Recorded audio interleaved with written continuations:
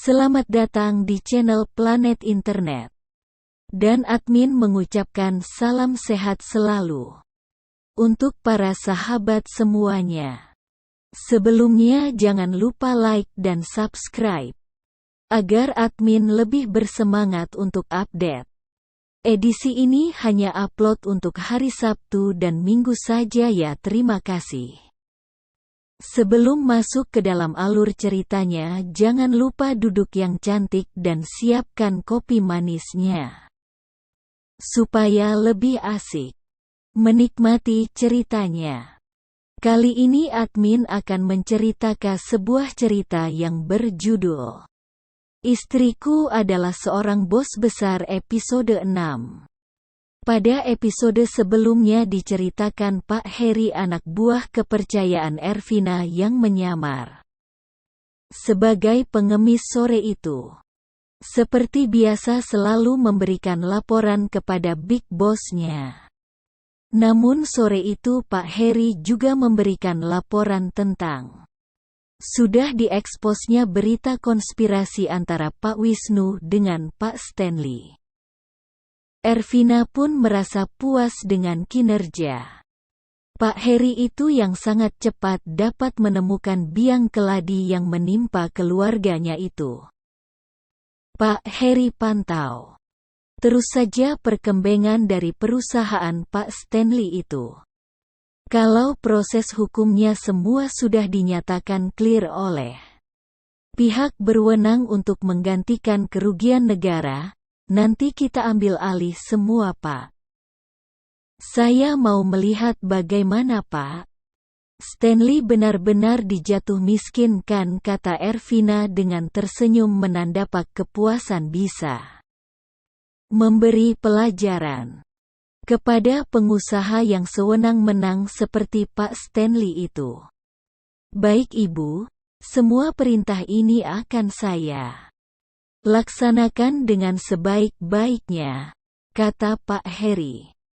Dan setelah selesai memberikan laporan itu maka Pak Heri pun segera meninggalkan rumah Ervina.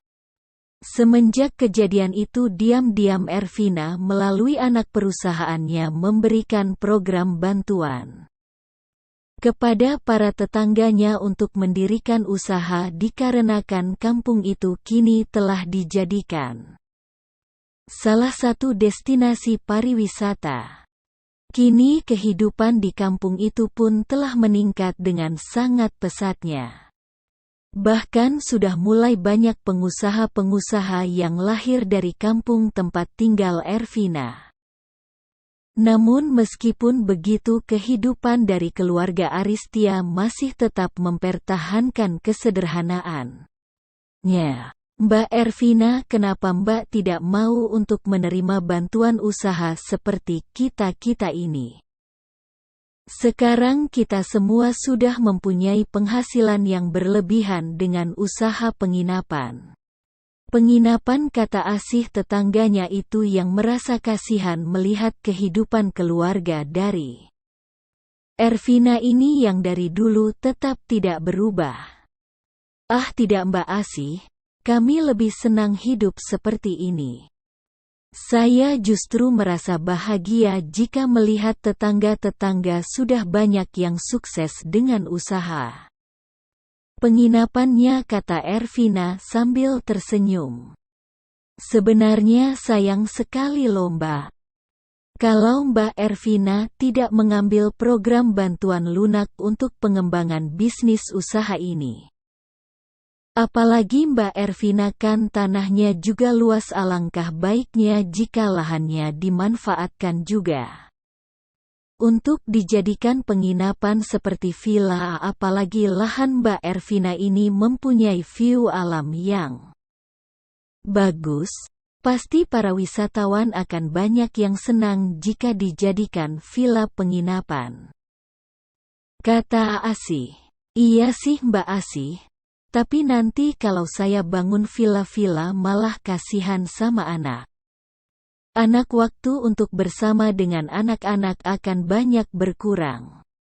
Kami malah justru merasa senang seperti ini ada waktu untuk anak-anak dan keluarga dan juga tidak repot untuk mengurusi bisnis penginapan, kata Ervina. Mendengar jawaban seperti itu, Asih pun juga paham sekarang dirinya malah waktu untuk keluarga semakin berkurang. Iya sih Mbak.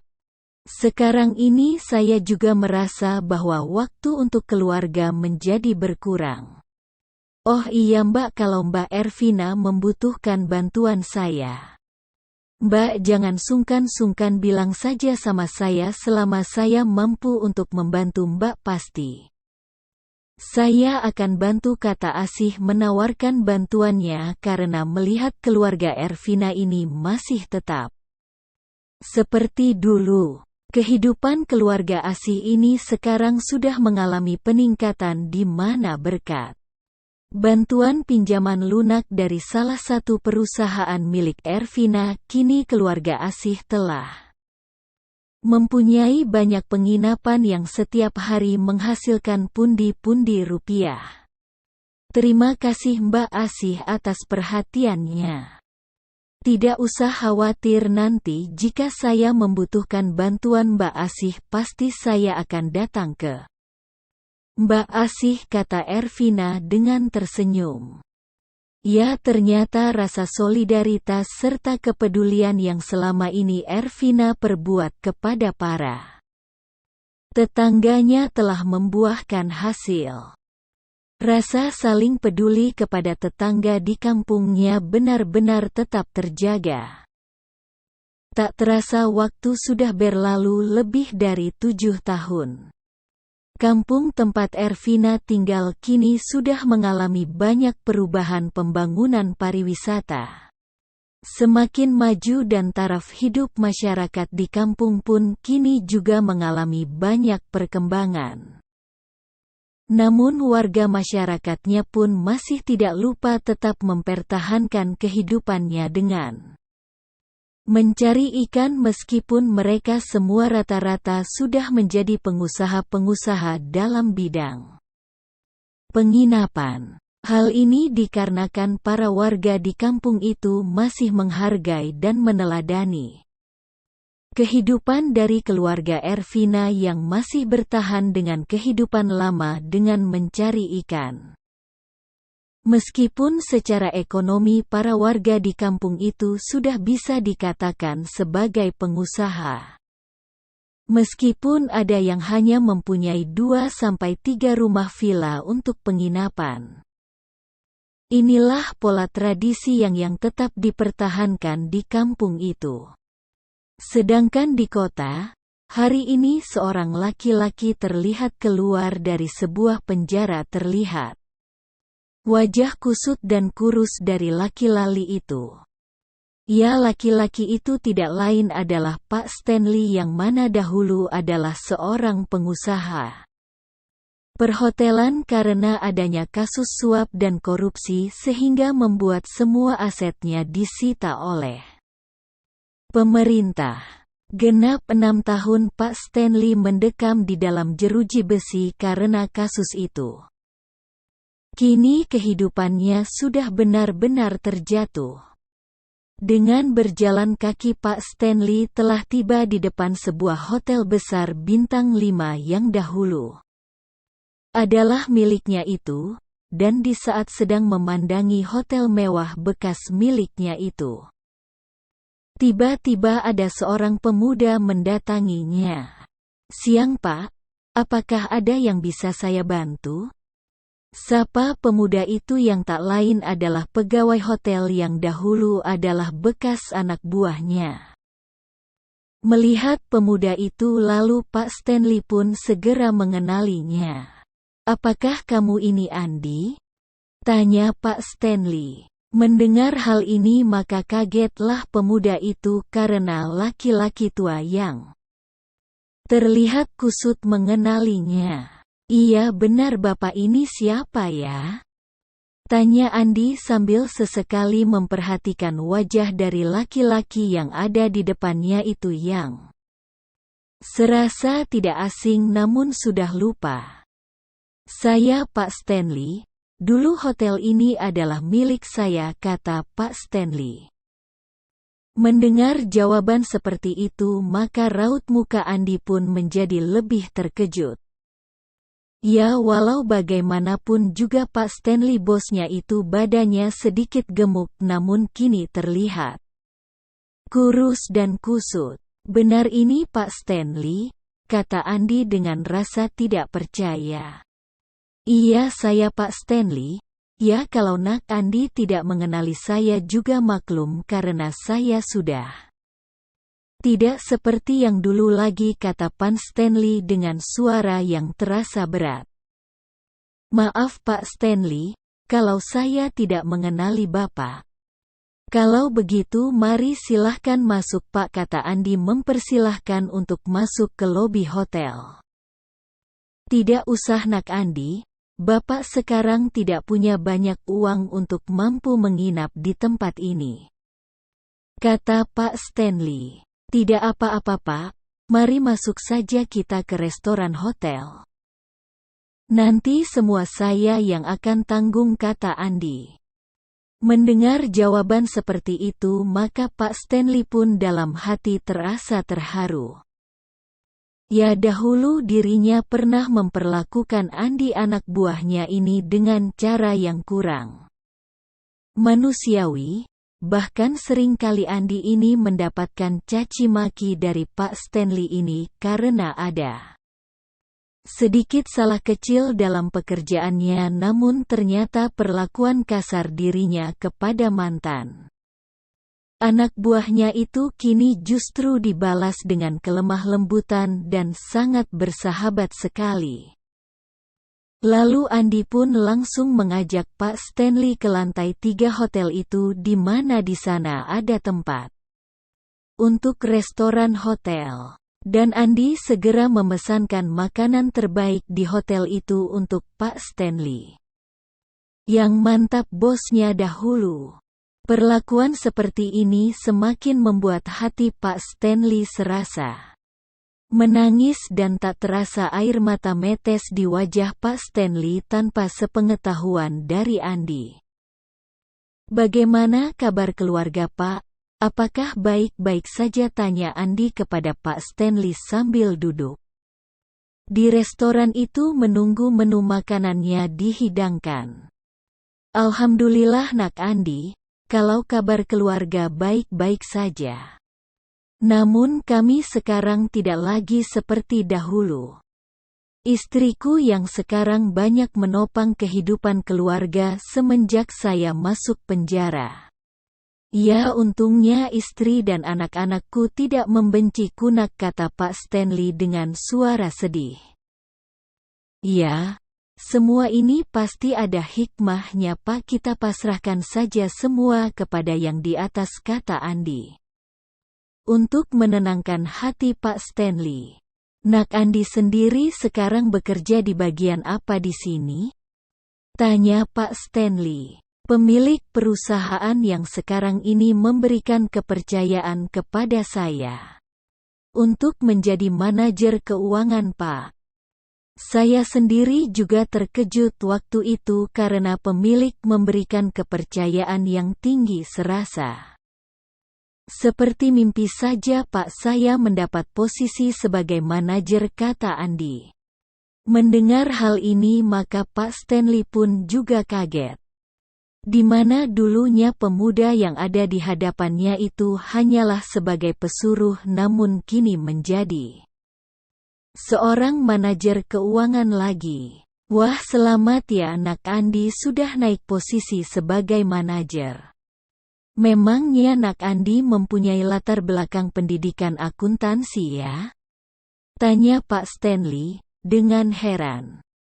Iya Pak, saya memang dulu bekerja sambil melanjutkan kuliah di akuntansi dan kebetulan juga kuliah saya mendapatkan beasiswa, jadi ya lumayan gaji dari bekerja di hotel masih bisa untuk kebutuhan yang lain, kata Andi. Ya, karena memang Andi ini adalah seorang pemuda yang jenius. Sehingga nilai-nilainya selalu tinggi, maka pihak universitas pun memberikan beasiswa. Wah, berarti Nak Andi ini jenius ya. Sampai bisa mendapatkan beasiswa, makanya tidak heran karir Nak Andi ini bisa cepat sampai menjadi seorang manajer di usia yang masih begitu muda, kata Pak Stanley. Ah, tidak juga Pak. Kebetulan saja saya suka dengan akuntansi, makanya saya sampai mendapatkan beasiswa, kata Andi, dan tak lama kemudian makanan yang mereka pesan sudah disajikan. Sambil makan mereka pun melanjutkan ngobrolnya. Oh iya Nak Andi, kalau boleh Bapak tahu siapa sekarang pemilik dari hotel ini? Tanya Pak Stanley. Wah, kalau itu saya sendiri juga kurang tahu Pak. Namun yang saya ketahui bahwa hotel ini sekarang di bawah Mercury Group, kata Andi. Mendengar hal ini, maka Pak Stanley pun menjadi kaget. Walau bagaimanapun juga nama Mercury Group tidak asing di telinga para pengusaha besar di negeri ini. Ya, memang Mercury Group ini adalah salah satu grup nomor 1 terbesar di negeri ini. Kekayaan dari grup ini sering masuk dalam daftar top 50 perusahaan terkaya dunia. Wah, Nak Andi sangat beruntung sekali bisa bergabung dengan grup perusahaan ini masa depan Nak. Andi pasti akan cemerlang jika Nak Andi bisa bergabung dengan grup perusahaan ini, kata Pak Stanley. Amin Pak. Ya, saya akan selalu mendedikasikan seluruh kemampuan saya untuk perusahaan ini. Lagi pula perusahaan ini juga sudah banyak merubah hidup saya menjadi jauh lebih baik, kata Andi. Dan setelah selesai dengan makan di restoran itu, maka mereka pun segera turun lagi ke lobi. Namun sebelum Pak Stanley pulang, tak lupa Andi menyelipkan sebuah amplop berisi cek sebesar 50 juta untuk Pak Stanley, karena Andi yang tidak tega melihat kondisi mantan bos itu yang sekarang menjadi jatuh miskin. Ya, meskipun dahulu dirinya pernah mendapatkan perlakuan buruk dari mantan bosnya itu, namun sebagai manusia Andi masih memiliki hati nurani untuk berbagi, dan hal ini membuat hati Pak Stanley kembali menangis melihat kebaikan dari mantan anak buahnya. Dan tak luput juga Andi meminta kepada sopir pribadinya untuk mengantarkan Pak Stanley pulang. Setiba di rumah, Pak Stanley pun disambut oleh keluarganya. Dengan kondisi rumah yang sekarang berbeda sekali dengan rumahnya yang dahulu. Ya, aset satu-satunya yang tidak disita oleh pemerintah adalah rumahnya. Namun rumah yang dahulu mewah itu kini terlihat tidak terawat. Karena keluarganya sudah tidak mampu lagi untuk membayar pegawai untuk merawat rumah. Itulah cerita istriku seorang bos besar episode 6. Bagaimana kelanjutannya? Saksikan terus dan jangan lupa subscribe dan klik tanda lonceng agar tidak ketinggalan episode selanjutnya. Akhir kata, admin mengucapkan banyak terima kasih kepada para sahabat semuanya.